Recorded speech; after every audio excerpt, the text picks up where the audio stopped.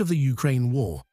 The one big advantage Russia has had over Ukraine is its missiles. Sure, Ukraine has missiles beyond its own, such as the Neptune missiles it builds domestically. Ukraine has limited amounts of Storm Shadow and Attack-MS long-range missiles, along with other missiles provided by its Western partners. But Russia has always had more, a lot more. That's all about to change, as a new US weapon is about to turn the Russian front into a kill zone.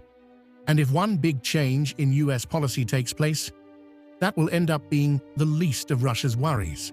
On August 24th, United 24 media reported that US President Donald Trump had officially approved the sale of 3,350 brand new Extended Range Attack Munitions, or ERAM, guided air-launched weapons to Ukraine, in a deal believed to be worth approximately $850 million. Package also includes several other weapons platforms, including new air defense systems and guided multiple launch rocket systems.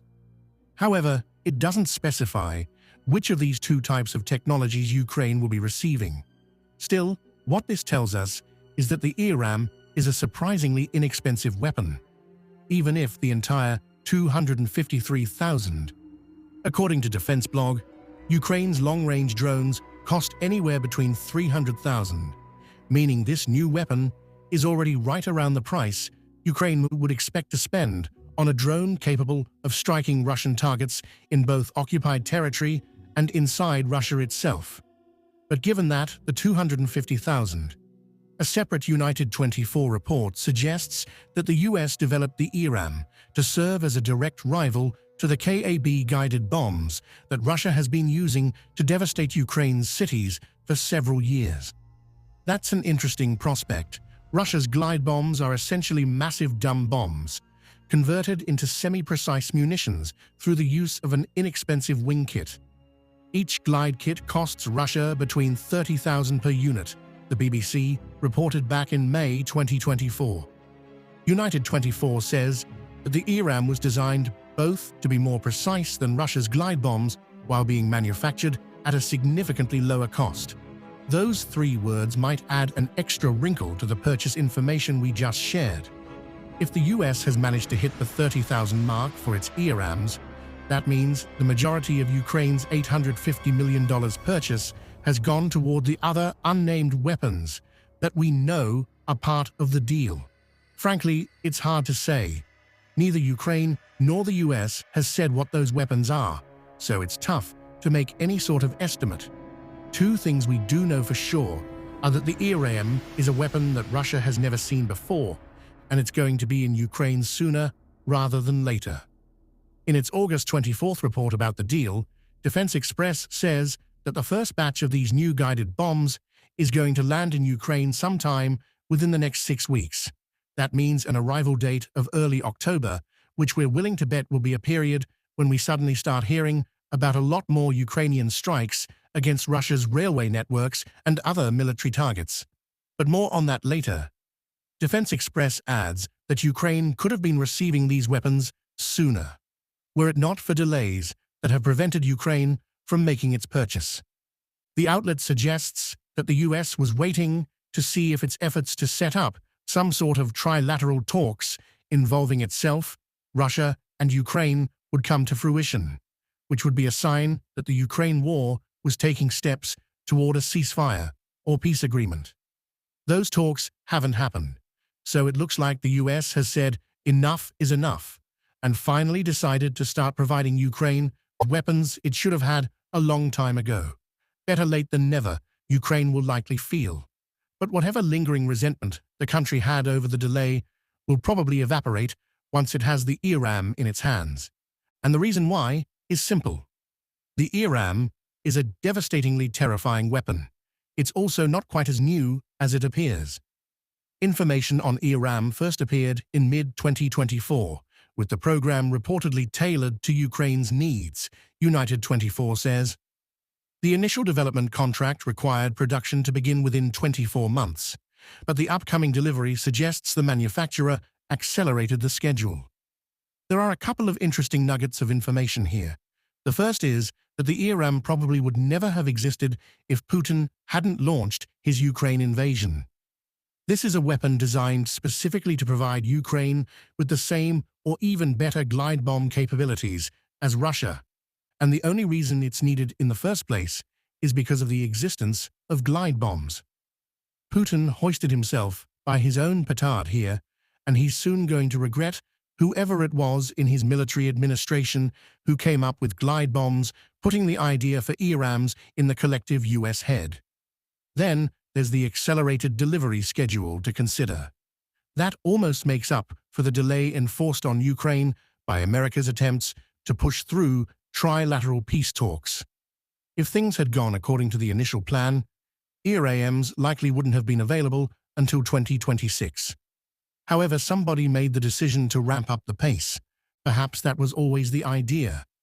Accelerating ERAM production might have bought time for America's attempts at negotiation. Once those attempts failed, the missile would be ready to use immediately, rather than serving as a threat that Ukraine could pose against Russia in the future. That's speculation. But what isn't speculative is the ERAM's capabilities. United 24 says that the weapon is much more sophisticated than Russia's glide bombs, instead being something of a Frankenstein's monster hybrid between a dumb bomb and a cruise missile. It has a massive range of between 150 and 250 miles, making it ideal for striking targets in Russia's rear, as well as in Russia itself. In fact, the only weapons Ukraine has that compare to the ERAM in terms of pure range, United 24 says, are the Storm Shadow and domestically produced drone missiles we mentioned earlier. Beyond its impressive range, the ERAM can reach speeds over 475 miles per hour. It's here where the cruise missile crossover comes into play, as a dumb bomb dropped with a standard wing kit isn't going to reach those kinds of speeds, so it seems likely that there is some kind of propulsion system built into ERAMs that gives them a burst of speed strong enough to make it possible for them to avoid air defense systems. All of this would make the ERAM a great weapon, though it's not too far outside the realm of the capabilities of Ukraine's long-range drones so far. What really separates the ERAM from what Ukraine already has is that it combines this range and speed with amazing precision and enough power to cause some serious damage when it lands. A single ERAM weighs around 500 pounds. We don't know how much of that weight is explosive versus the apparatus for the ERAM, but we can probably safely assume that an ERAM packs a pretty strong warhead. Even more terrifying for Russia is that the ERAM is accurate within 33 feet. That's a big difference from Russia's glide bombs, for which precision gives way to power. Russia's tactic of attacking Ukraine's cities makes for big targets, meaning it doesn't matter if a glide bomb lands hundreds of feet away from what Russia intended to hit. It'll still cause damage that makes Putin happy. Ukraine, not willing to go down the Russian route of committing war crimes against civilians, prefers a version of the glide bomb that can hit its intended target. The ERAM provides this with its impressive accuracy, and that's the word we keep on coming back to: impressive. Another standout feature of the ERAM, United 24 says, is that it has been designed to be as simple as possible. That matters because Ukraine's Air Force operates a mixture of Soviet-era jets, such as the MiG-29, and some older Western platforms, including the F-16. ERAMs can be fired from every existing aircraft Ukraine has, and, due to their simplicity, will likely be usable by any aerial platform Ukraine happens to receive, beyond those it's already operating. There's even more. Back in January, United 24 wrote a detailed review of the ERAM's intended features. We've already shared most of the key information, but this review also mentioned that the US was considering making the new weapon compatible with its quick-sync technology. The idea here was to make the ERAM capable of reaching its target without the use of GPS, which is susceptible to Russian electronic warfare techniques such as jamming. Quick-sync is a brilliant addition to the ERAM. It combines radar and infrared technology to give whatever weapon it's attached to dual-mode navigation capabilities. Essentially, The ERAM gets a backup plan if Russia happens to disrupt its guidance systems. The US has already successfully tested the tech in its Joint Direct Attack munitions, discovering that QuickSync combines resilience to electronic warfare measures and exceptional precision. Oh, and it's also a ship killer. As the name implies, QuickSync is an excellent choice for maritime operations due to its ability to identify, classify, and target ships, United 24 reports. The system's targeting capabilities are so enhanced that it allows the attached weapon to plunge below the waterline to hit ships where they are most vulnerable. Ships sink quick with QuickSync. How useful this particular aspect of the system will be to Ukraine right now isn't really clear. Russia's once-dreaded Black Sea fleet has practically become a non-factor in the Ukraine war, thanks to Ukraine destroying a third of that fleet with missiles and drones. Russia withdrew its ships in the Black Sea and the Sea of Azov to Novorossiysk, The Guardian reported in July 2024. A year later, the Kiev Independent reported that Russia had also pulled many of its ships away from the Crimean ports in which they were previously stationed. So scared was it of Ukraine's immense ability to take out Russian naval vessels.